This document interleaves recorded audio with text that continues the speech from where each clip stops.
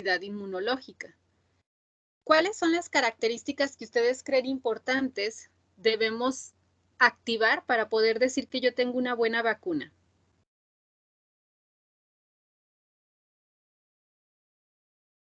Especificidad, memoria.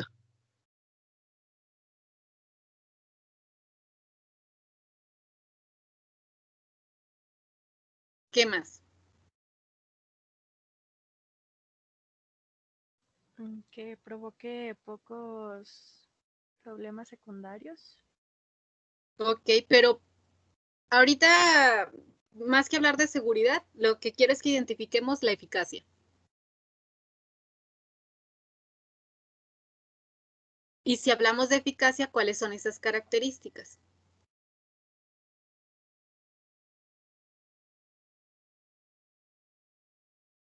¿Cómo yo puedo decir, esta vacuna es muy buena porque provocó especificidad, porque va a generar memoria? ¿Qué otras cosas debería generarnos?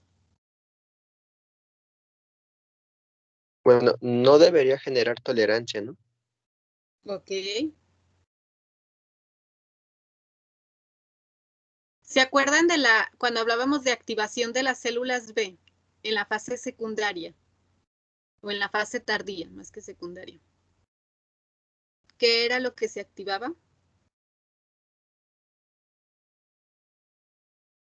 ¿La fase efectora? Ajá, pero no en la fase efectora. Tenemos la fase primaria o inicial y la fase tardía. La inicial era cuando había el reconocimiento y la tardía era cuando se llevaba realmente la activación efectiva de las células B. Y se producían 4 cosas. Vamos a recordarlas. 1, debe haber especificidad, pero como resultado vamos a tener maduración de la afinidad. Va a haber un mejor reconocimiento. Entonces debemos provocar un incremento en la afinidad. Recordamos que afinidad y especificidad no es lo mismo. Especificidad es que solo reaccione con X y con nadie más. Afinidad es que la fuerza con X sea alta. La interacción con X sea alta. ¿Sí? Entonces, la afinidad, la maduración de la afinidad es que la fuerza de interacción con X va a ser aumentada. ¿Sale?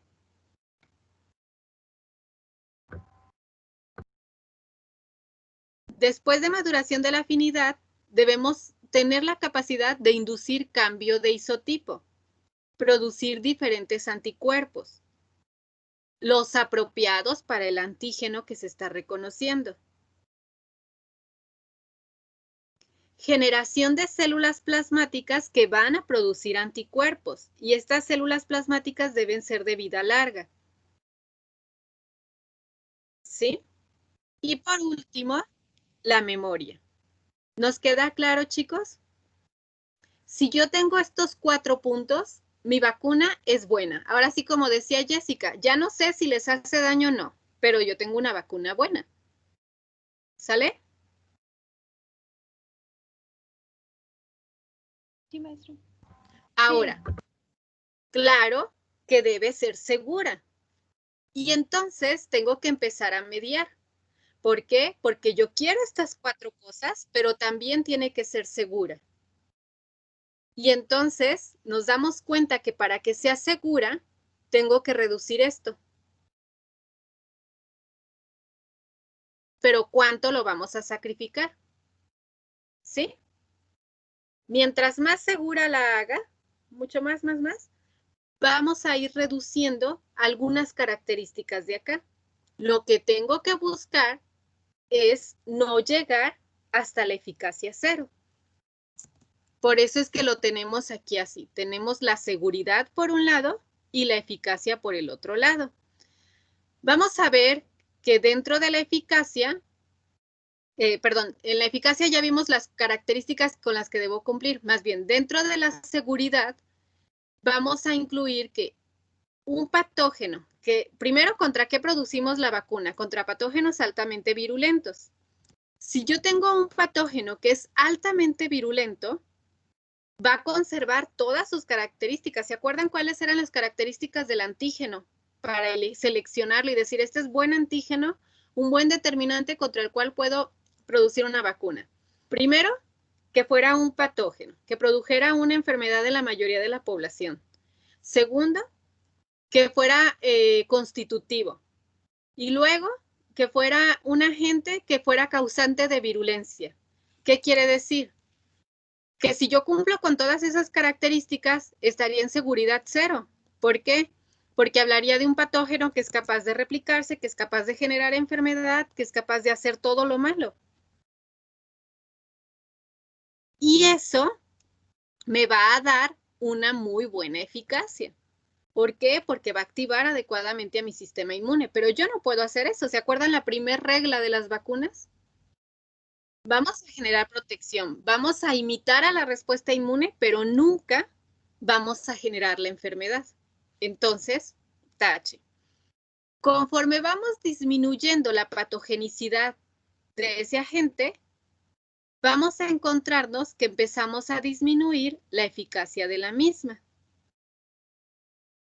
En la actualidad se ha trabajado con muchas vacunas. Tenemos la infección propia, tenemos la vacuna jenneriana, en donde hablábamos de una vacuna que era causal de enfermedad en otro individuo ajeno al humano, pero que era capaz de infectar al humano con le hablaban ellos como una enfermedad benigna, pero eso generaba protección. Luego vamos a hablar de los microorganismos inactivados, en donde estos ya no van a ser capaces de replicarse. Vamos a hablar, bueno, a transformados, etcétera, hasta que llegamos a los inactivados. Y luego vamos a comenzar a hablar de partículas o subunidades de esos patógenos. Y luego vamos a hablar incluso de las vacunas génicas, en donde esto trata de recuperar la eficacia, pero con la adecuada seguridad. Y entonces hablamos de 3 grandes grupos, en donde vamos a tener a las vacunas vivas atenuadas, que van a ser aquellas que tienen toda la capacidad de replicarse, pero que vamos a atenuar su virulencia. Estas vacunas tienen la ventaja de que van a conservar todos sus determinantes antigénicos, que al replicar van a tener la capacidad de producir una respuesta inflamatoria adecuada y además van a incrementar la exposición al antígeno, lo cual me va a dar una respuesta mucho más eficiente. Cuando nosotros hablamos de las vacunas muertas o inactivadas, durante el proceso de inactivación se busca que se conserven los determinantes antigénicos, pero al no tener la capacidad de replicarse, va a haber una poca exposición al antígeno. Y eso me va a generar una menor eficiencia en mi vacuna. Y luego vamos a tener a las vacunas génicas, que van a ser aquellas en donde han sido modificadas genéticamente con el propósito de preservar su inmunogenicidad, porque vamos a tener la capacidad replicante, en algunos casos o en su mayoría, pero en donde vamos a modificarla de tal forma que la vamos a hacer segura. ¿Por qué? Porque vamos a eliminar su capacidad de replicarse. Y dentro de cada una de ellas vamos a encontrar muchos otros formatos que vamos a ir revisándolos poco a poco, como lo comentábamos ayer. Entonces, ahora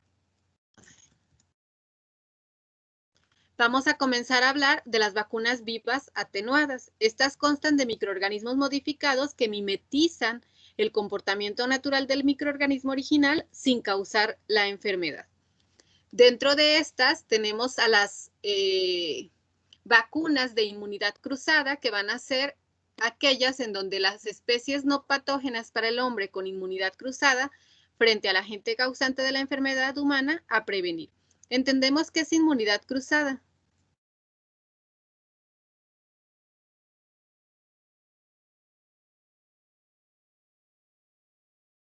Yo no. Creo que no. ¿No? Ok. La inmunidad cruzada es cuando nosotros tenemos un antígeno que puede ser reconocido. No, nadie.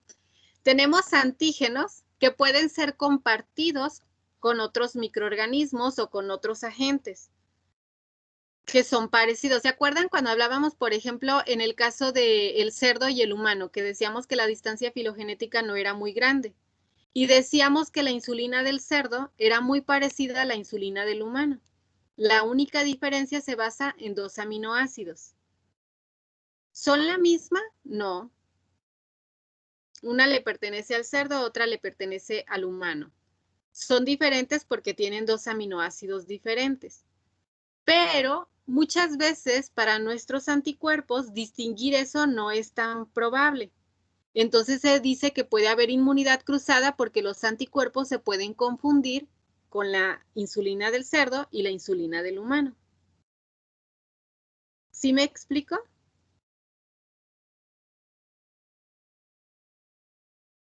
Sí, maestra.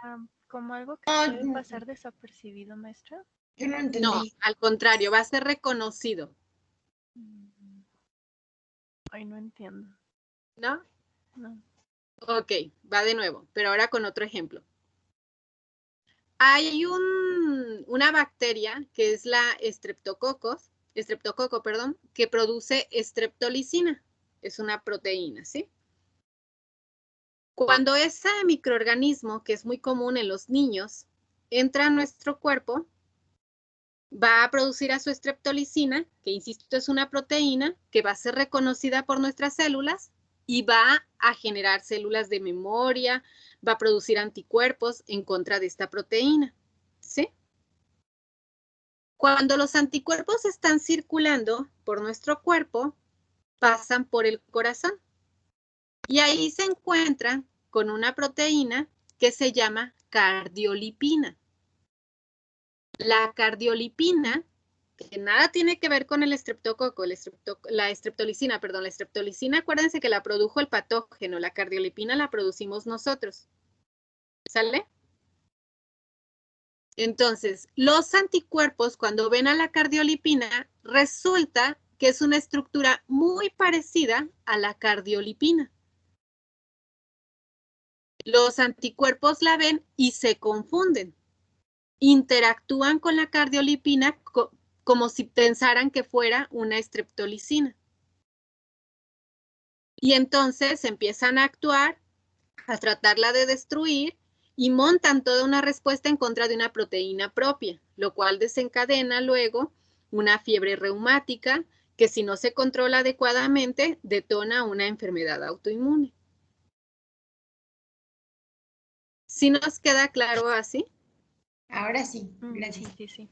¿Sí? No, o sea, en el Sí, ejemplo de la insulina, Ajá. en vez de actuar en contra de la insulina del cerdo, de la nuestra propia, o algo así. Puede ser, o puede ser lo contrario, o sea, que las reconoce, tal vez por eso fue la confusión, que la vea la del cerdo y por eso no actúa porque dice, es de los propios, es nuestra. O puede ser que reconozca a la del cerdo y luego se confunda y vea la nuestra y reaccione. A lo que quiero llegar con reactividad cruzada es que confundimos a nuestro sistema inmune y hay un reconocimiento de varias cosas como si fuera uno mismo. Un poquito el término que nos manejaba Jesús de la especificidad, que la especificidad no es tan buena que se confunde y agarra de aquí y de allá pensando que es lo mismo. ¿Ahora sí, Fernanda?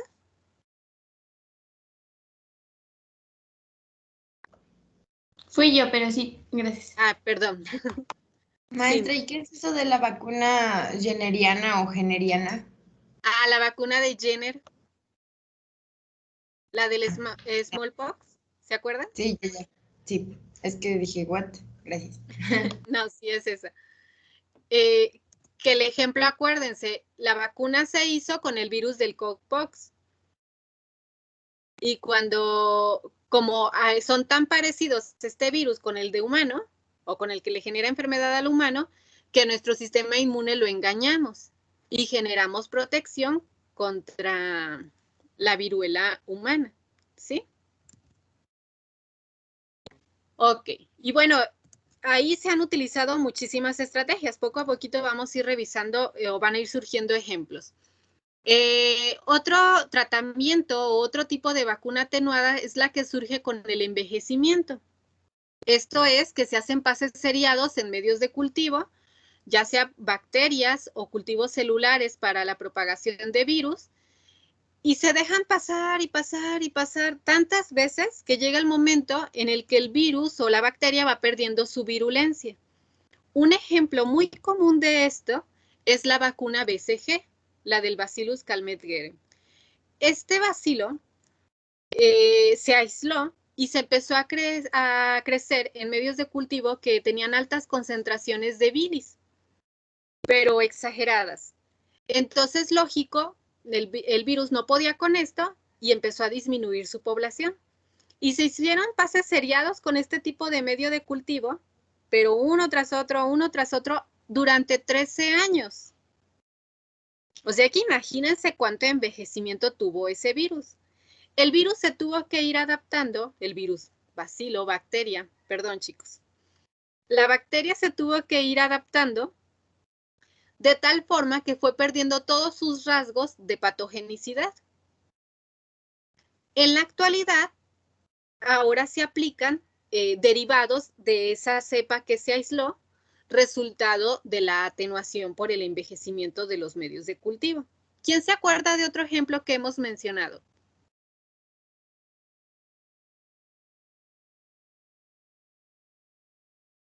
¿Otro ejemplo de qué, maestra? De este tipo de atenuaciones. Lo de la temperatura. Bueno, ahí sigue después. No, O se pero refiere al del envejecimiento. envejecimiento de medios de cultivo. ¿Se acuerdan de los experimentos de Pasteur?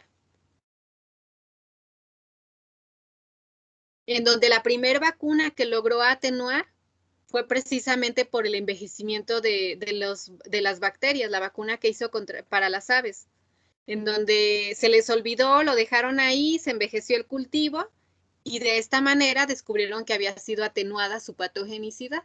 ¿Sale? Bueno, y luego tenemos las vacunas que son con tratamiento térmico. En este caso, no es que se vayan a desnaturalizar, acuérdense, lo que menos buscamos es precisamente la desnaturalización. ¿Qué pasaría si desnaturalizáramos con calor? Vamos a acabar rápido, lo caliento. Pues los antígenos se van a desnaturalizar y cuando entre tu bacteria completa, pues ya no va a ser lo mismo, ya no van a tener los mismos epítopos. Se van a perder los determinantes antigénicos o los epítopos, claro. Entonces, ¿a qué se refiere con la atenuación por temperatura? Los patógenos ahora se van a llevar a temperaturas más frías. ¿Más frías a qué nos referimos? Por ejemplo, si la temperatura de un patógeno es a 37 grados centígrados, que es nuestra temperatura corporal, lo que se va a hacer, ese patógeno se va a llevar o se va a mantener a temperaturas de 32 grados, 34 grados, que son temperaturas que pues nosotros no alcanzamos. Ya llegamos a los 34, 33 y viene la muerte. ¿Sí? Entonces, están los patógenos mantenidos a estas condiciones. Lógico, todos aquellos que sean altamente patogénicos van a morir, se van a quedar aquellos que sean avirulentos y entonces esto los vamos a inyectar en el individuo. Estos microorganismos van a tener capacidad de propagarse en sitios muy cercanos a donde fueron administrados, pero ya no van a tener esa capacidad de proliferar o de adaptarse. ¿Por qué? Porque van a estar a 37 grados. Poco a poco se van a ir eliminando, se van a inactivar y no pasó nada. Pero el hecho de que se administren vivos, estamos conservando buena parte de la inmunogenicidad. Y luego van a venir aquellas en donde hay reordenamiento génico, que estas me gustaría que habláramos más adelante de ellas cuando vamos a hablar de las vacunas génicas como tal, pero bueno, de forma general, son aquellas en donde se trabajan con dos cepas, una patogénica, que es la que está acá, y una no patogénica.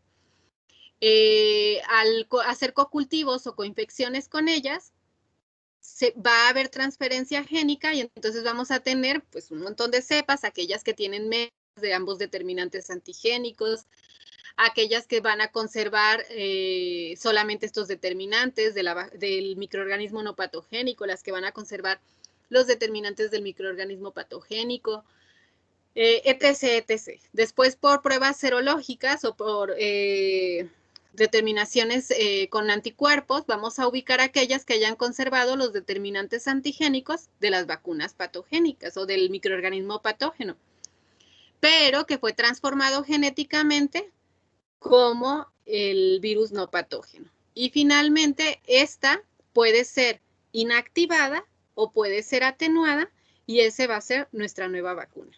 Pero bueno, de eso hablaremos un poquito más adelante.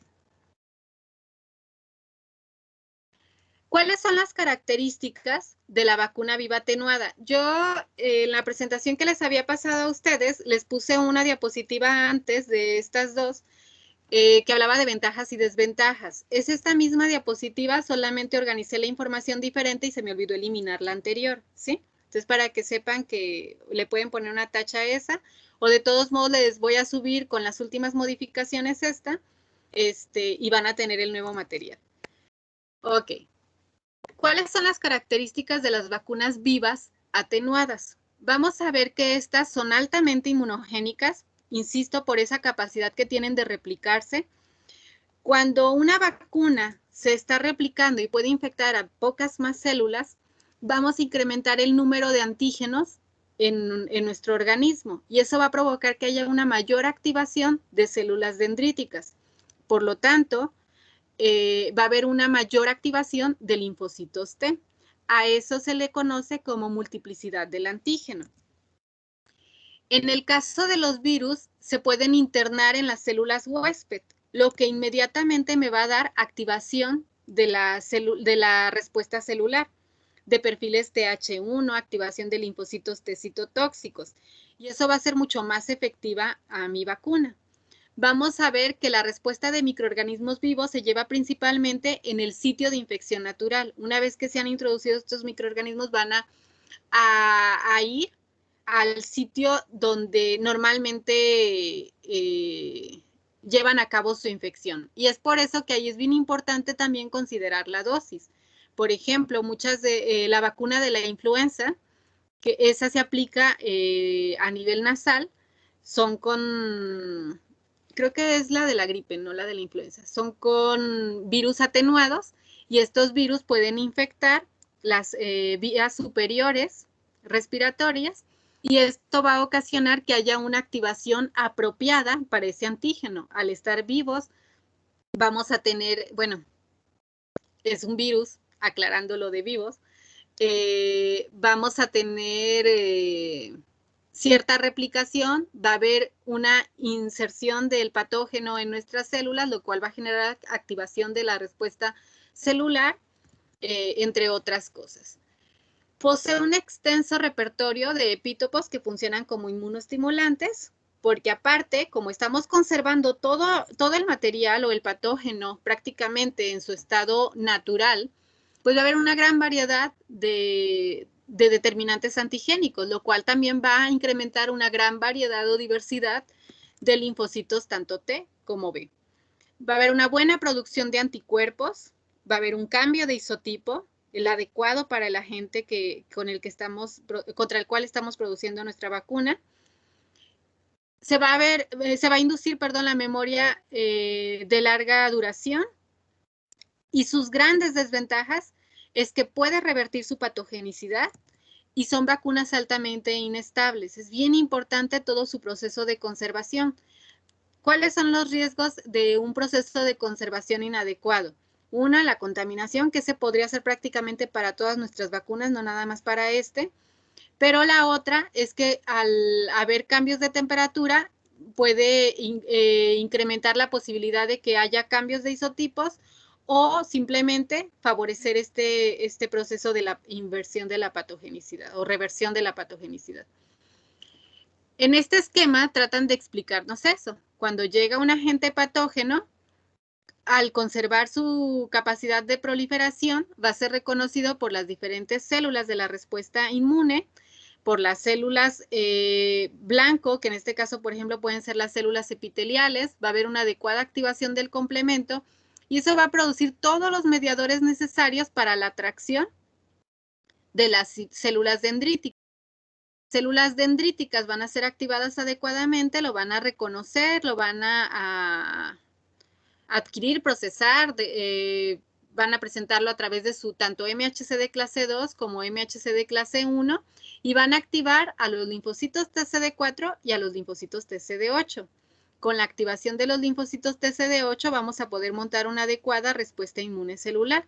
La activación de los linfocitos TCD4 me va a llevar a la activación de los linfocitos B timodependientes, en donde vamos a producir todas las características que decíamos: cambio de isotipo, maduración de la afinidad, diferenciación a células plasmáticas de vida larga, y entonces vamos a tener la producción de anticuerpos neutralizantes.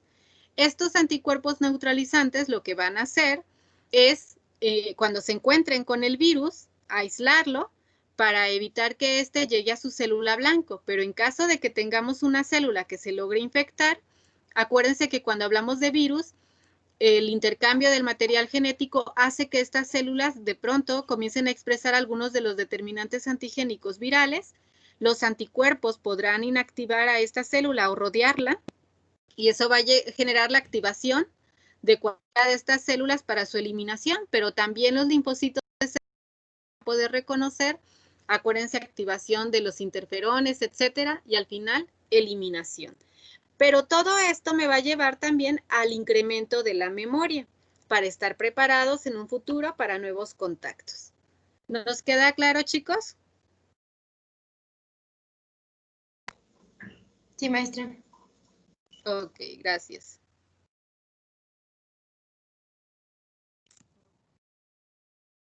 Y luego vamos a hablar de las vacunas inactivadas.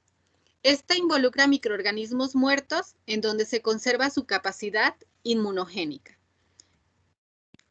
La inactivación se lleva a cabo por diferentes procesos, que puede ser el calor, productos químicos y las radiaciones.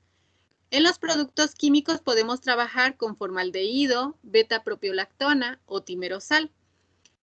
En la propuesta que ustedes vieron en el laboratorio, ¿se acuerdan con qué se trabajaba o qué se proponía que se iba a trabajar?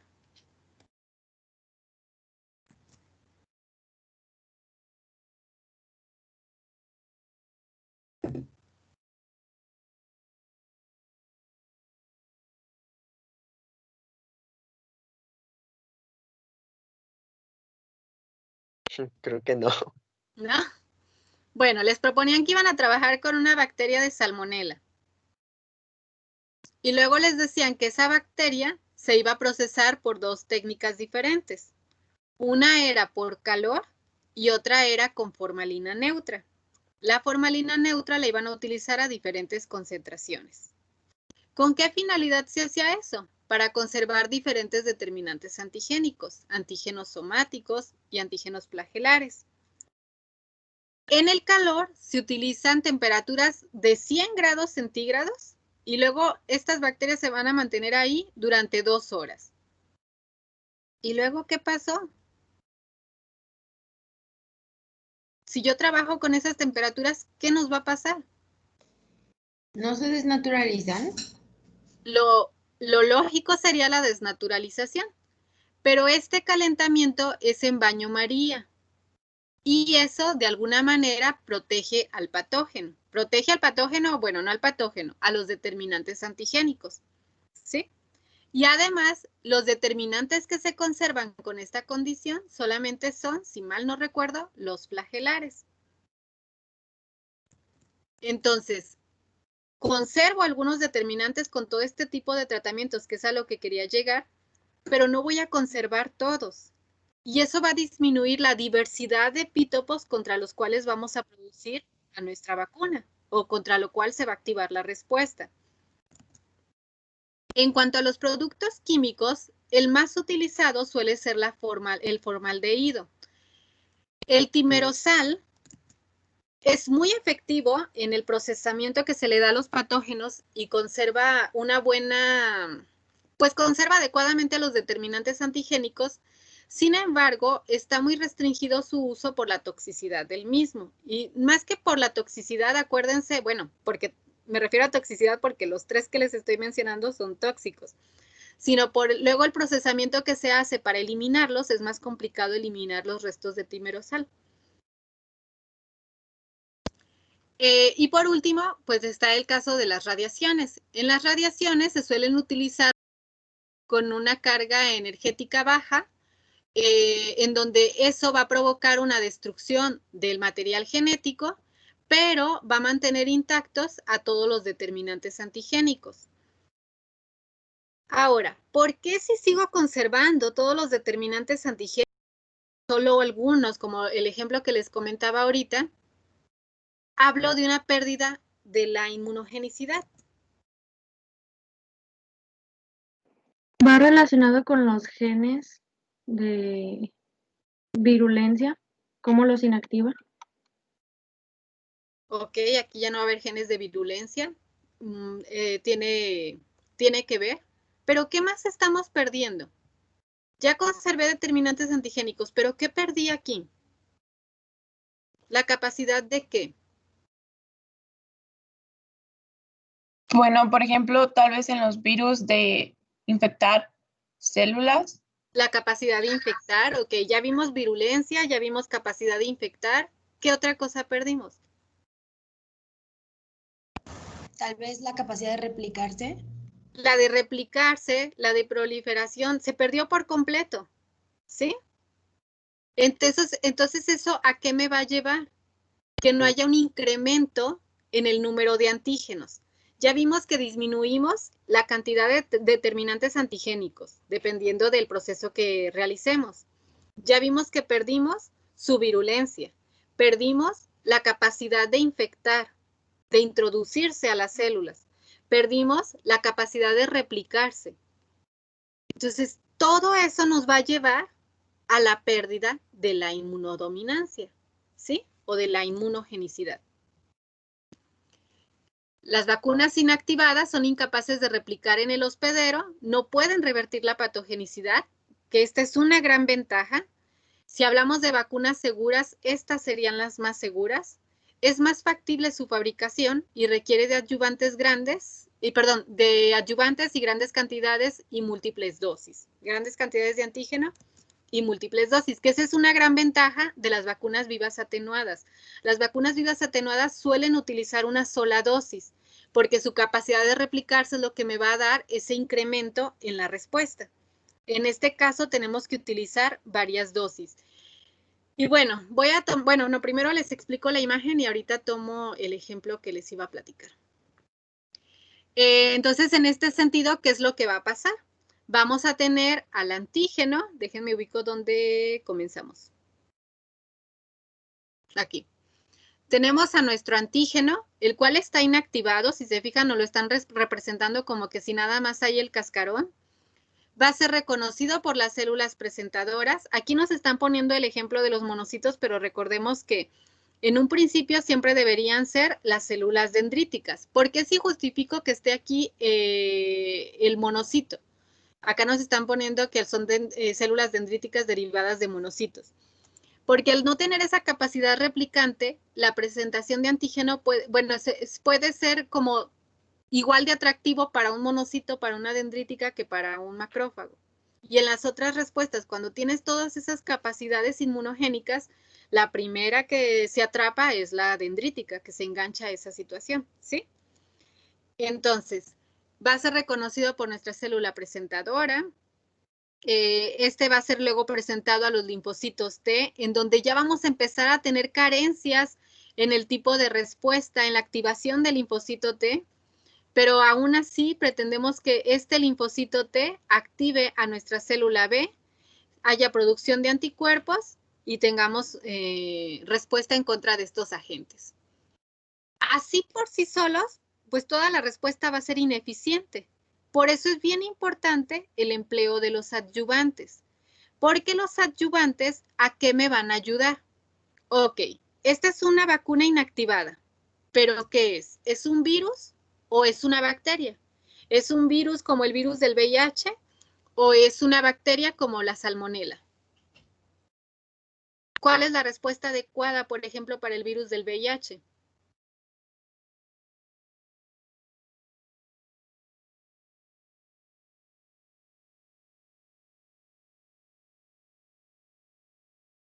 Es un virus. ¿Con qué creen que lo podemos eliminar? Adelante, Alejandro. Con una respuesta intracelular. Con una respuesta intracelular con linfocitos TCD8. Entonces, el virus está inactivado. ¿Va a infectar células? No.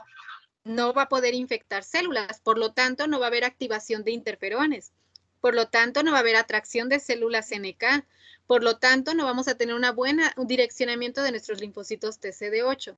¿Qué hago para ayudar a ese virus? Pues podemos, por ejemplo, ayudarle, poniéndole un adyuvante que favorezca ese ambiente. Y entonces puedo ponerle islas CPG.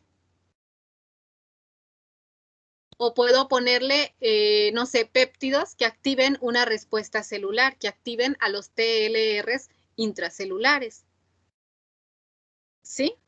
Y eso ya va a tener un direccionamiento para que estas células produzcan, por ejemplo, al interferón y a la interleucina 12. Y esto, que fue provocado por el adyuvante y que además está siendo presentado el antígeno, pues va a ayudarme a que los linfocitos T se alcancen a direccionar. ¿Hacia qué? Hacia TH1 y hacia TH2. Pero ¿quiénes están activando? Solamente los T cooperadores. Porque como esto fue capturado por la vía endocítica, ¿a dónde llegó este antígeno? Al MHC. El MHC2. Así es. Entonces, a la única célula que va a poder activar, ¿a quién es? A los TH, a los T cooperadores. Pero el hecho de que se estén produciendo estas citocinas me va a ayudar a un direccionamiento, por ejemplo, hacia TH1. Y eso me va a llevar a que haya un ambiente adecuado de la respuesta celular. Sin embargo, ¿quiénes son los que no aparecen aquí? Bueno, y eso me va a llevar al direccionamiento de mi tipo de anticuerpos neutralizantes, probablemente hacia los de la IG1, por decir algo, ¿sí? Pero nunca aparecieron los T citotóxicos. ¿Por qué? Porque faltó el que el virus infectara la célula y activara la vía citosólica y activara a los interferones tipo 1, etc., etc. ¿Sí nos queda claro, chicos, eso? Maestra, yo tengo una pregunta. Sí, Natalia. Si nunca se le presentó el antígeno a los citotóxicos, entonces, los citotóxicos, ¿cómo se activan? ¿Por los Aquí que no helpers va a nada haber- más? Entonces no va a haber citotóxicos. No. Ok. Podría darse, pero eso lo vamos a provocar con el tipo de adyuvantes. Vamos a ver otras técnicas más adelante en donde vamos a ver que se favorece este ambiente, pero en este caso particular no va a haber test citotóxicos. Podría darse, acuérdense, por la presentación cruzada, pero para ello, acuérdense, ustedes lo vieron con los artículos que discutieron, que no todas las células tienen la capacidad de hacer presentación cruzada, no todas las células dendríticas, son poblaciones en particular. Entonces, ¿qué podría hacer yo? Los que leyeron ese artículo.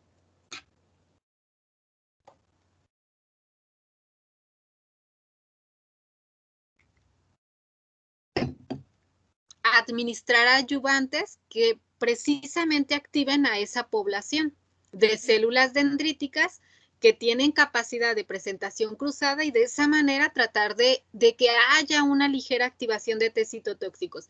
Pero una característica que diferencia a este tipo de vacunas es que la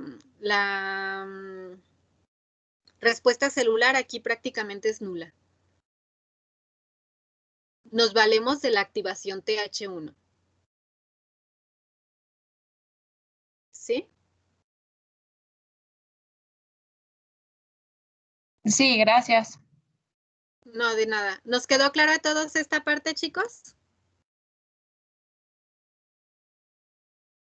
Sí. Bueno, les voy a platicar, gracias, algunos de los ejemplos. Hay vacunas que están en nuestra cartilla que me gusta mencionarlas porque creo que caben muy bien en esta controversia de las vacunas vivas y de las vacunas inactivadas. Dentro de estas tenemos, por ejemplo, la vacuna Sabin. ¿Sí saben cuál es esa? No, no me suena. No. ¿No les suena? No. Son las gotitas orales que les dan a los niños, que es contra la polio. En México aplican esa vacuna, pero en Estados Unidos no la aplican. En Estados Unidos no se aplica ni BCG ni Sabin. ¿Por qué no se aplica? Porque ambas vacunas son vacunas vivas atenuadas. Entonces, al ser vivas atenuadas, hay cierto riesgo de revertir su virulencia. Por ejemplo, en el caso de la Sabin, que es el virus de la polio, estaba leyendo, si mal no recuerdo, era que creo que era como de 2.5 millones de dosis que se aplicaban, había una posibilidad de revertir virulencia. Prácticamente es nula. Pero nuestra población en México hay todavía una alta predisposición a desarrollar esta enfermedad. Por eso es que se sigue aplicando, porque la inmunogenicidad de la Salk, que es la vacuna contra la polio que se aplica en Estados Unidos y que es inactivada, es una vacuna en donde el virus se trata con formaldehído, su inmunogenicidad es muy, muy baja. La eficiencia de esa vacuna es muy, muy baja. Pero allá hay pocos riesgos de contraer la polio porque está muy controlado. Entonces ellos lo comentan como si en una persona se revirtiera la inmunogenicidad y se escapara ese virus patógeno en el desagüe y contaminara, sería un problema mucho mayor que el tener esa defensa con la sal. Pero aquí en México, y no nada más en México, hay muchos países que estamos en esa situación en donde todavía no se ha logrado controlar al 100 y eso provoca que todavía se aplique ese tipo de vacunas porque requerimos algo que tenga una mayor eficiencia. ¿Por qué en el caso de la polio es tan importante la estructura de Sabin? Existen diferentes virus que generan la poliomielitis, que son los el virus de la polio, pero dentro de estos virus hay 3 cepas que son altamente virulentas. Sabin está compuesta de las 3 cepas. Sin embargo, entre ellas hay competencia, de tal forma que cuando se administra, una va a conservar o va a ganar esa capacidad de replicarse y las otras se van a perder y no se van a replicar. De tal forma que nuestro sistema inmune va a generar defensa en esa primera dosis contra esta cepa. Pero todavía no hay memoria contra las otras 2. Entonces, se da una segunda dosis. Como el sistema inmune ya conoce a esta cepa, ahora las células vírgenes van a actuar, bueno, primero, como el sistema inmune ya conoce esta cepa, en el momento en el que entran las 3 cepas nuevamente en esa dosis, el sistema inmune elimina esta. Y ahora me van a quedar solamente 2 cepas. De esas 2 cepas van a competir y una es la que va a lograr replicarse. Y entonces vamos a activar a la respuesta inmune, generar memoria en contra de ella. En una tercera dosis,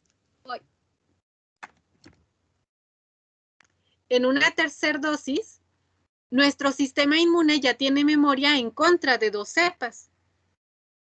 Va a inactivar a estas 2 cepas y la tercera va a poder replicarse. De tal forma que vamos a activar a la respuesta inmune en contra de esta.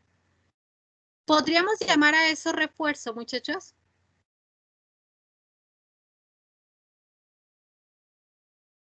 No, digo que no.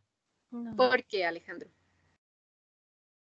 Porque el refuerzo sería contra una misma cepa. Y aquí Así pues no es. es la misma. Aquí lo que estamos haciendo es aplicando la dosis por primera vez. ¿Contra qué cepa lo hacemos? No lo sabemos. O sea, igual y me lo aplicaron a mí la primera vez y yo produje defensa rápidamente contra la segunda porque en mí resultó más inmunogénica o más brava esa. Y en otra persona fue la tercera cepa, etc., etc. Pero lo único que hacemos es asegurar protección en contra de las 3 cepas de la polio que son altamente virulentas y que son las que desencadenan todo este cuadro clínico de la poliomielitis. ¿Sí nos queda claro? Después de eso, se siguen dando refuerzos, si mal no recuerdo es cada año durante los primeros 6 años y ahora esos sí son refuerzos, porque durante las primeras 3 dosis que se aplicaron cada 2 meses, se generó memoria en contra de las 3 cepas y ahora sí, ya vienen los refuerzos. ¿Sale? En el caso... Maestra, Sí, dígame. perdón. ¿Por cepa también se refiere como a serotipos? Ajá, O sea, ok, ya. Esa era mi duda. sí. Ok. Acuérdense que los serotipos son porque algunos determinantes antigénicos cambian dentro de... todos pertenecen al mismo virus, pero tienen ciertas modificaciones y esas son reconocidas por anticuerpos y de ahí se les da el nombre de serotipos.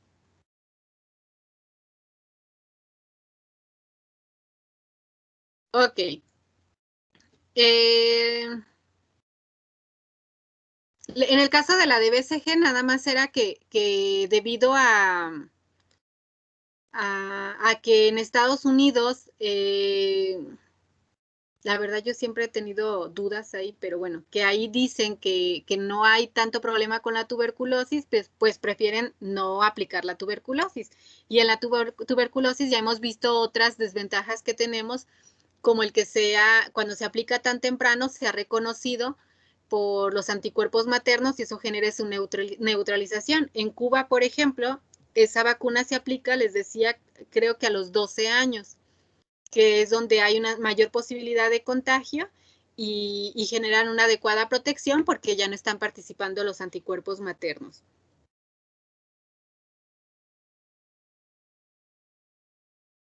Maestra, yo tengo una duda.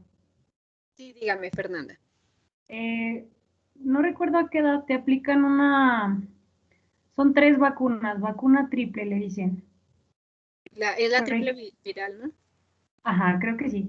Cuando te aplican esas vacunas, por ejemplo, al momento de que tú estás creando otra, como ahorita que está con lo del coronavirus, al momento de tú tratar esa vacuna ya en una persona humana, o sea, dentro de las fases, podría llegar a darse la inmunidad cruzada si es una vacuna viva atenuada, o sea, contra las que ya tenemos.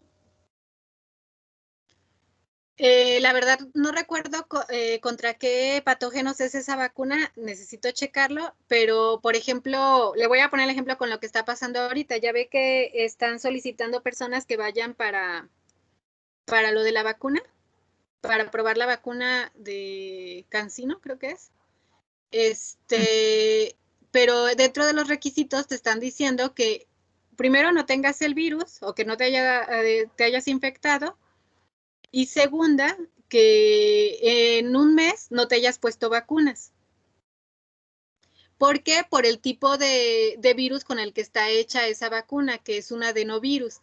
Entonces puede dar esa reacción cruzada y lo que puede ocurrir es un enmascaramiento semejante a lo que ocurre con los anticuerpos maternos.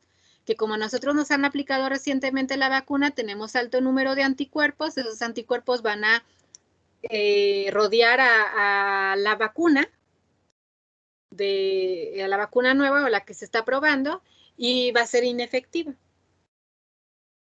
Ah, ok. Entonces, ¿qué tanto te tienes que esperar para volver, a probar una vacuna? ¿Un mes? Eso sería lo ideal, pero yo cuando voy a lo de las vacunas, no sé si les ha pasado que de repente llegas y te ponen como 3 al mismo tiempo. Yo lo evito. Yo sí suelo, cuando llevo a mis hijas a las vacunas, les digo, no, ponle esta y regreso. Pero la verdad es que intento ser responsable y yo sí regreso. La mayoría de la gente no lo hace Esa es una realidad y pues es lo que les decía, o sea, de que te vayas con poquita protección a que te me vayas sin nada, pues con poquita protección. Ok, maestra, gracias. ¿Sí? Aparte también mucho tiene que ver el tipo de antígenos. Ellos también son muy conscientes que hay vacunas que no se pueden aplicar juntos. ¿Por qué? Por esa reactividad cruzada que pudiera haber o enmascaramiento.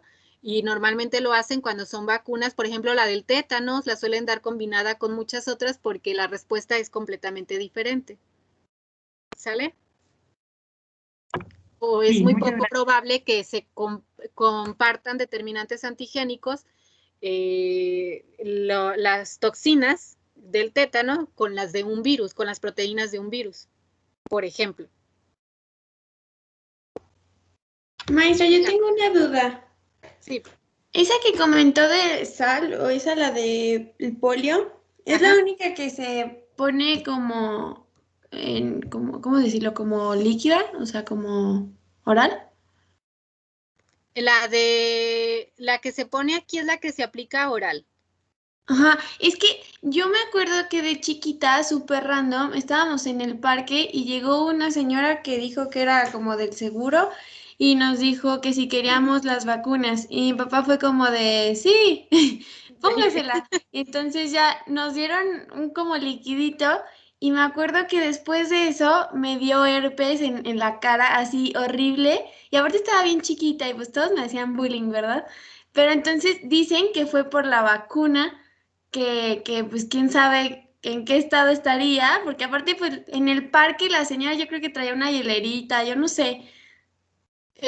Creo que ya se los había comentado antes, pero de verdad, yo soy defensora de las vacunas, pero creo que debemos de hacerlo con responsabilidad. Entonces, yo, por ejemplo, no dejo que llegue gente a tocar a mi puerta y diga, le vamos a poner la vacuna a su niña en la escuela. No dejo que le pongan las vacunas a mi hija, a menos que sea como una campaña muy particular que se haya abierto, por ejemplo, como ahora lo de la influenza, que, que se abrieron campañas para evitar que fueras al seguro o que fueras a Licea y tratar de evitar esos acumulamientos. En algunas escuelas lo que hicieron es que hicieron como una pequeña campaña para que fueras a esa escuela, te mandaban la documentación de si vienen de Licea, etc. Y aún así no la llevé. Pero bueno, ese tipo de cosas lo veo como un poquito más viable. Yo soy partidaria de ir directamente al centro de salud o al seguro o con el médico particular. ¿Por qué? Porque ellos ahí tienen la fuente donde están guardando su vacuna. Entonces están manteniendo o están controlando esa cadena de frío.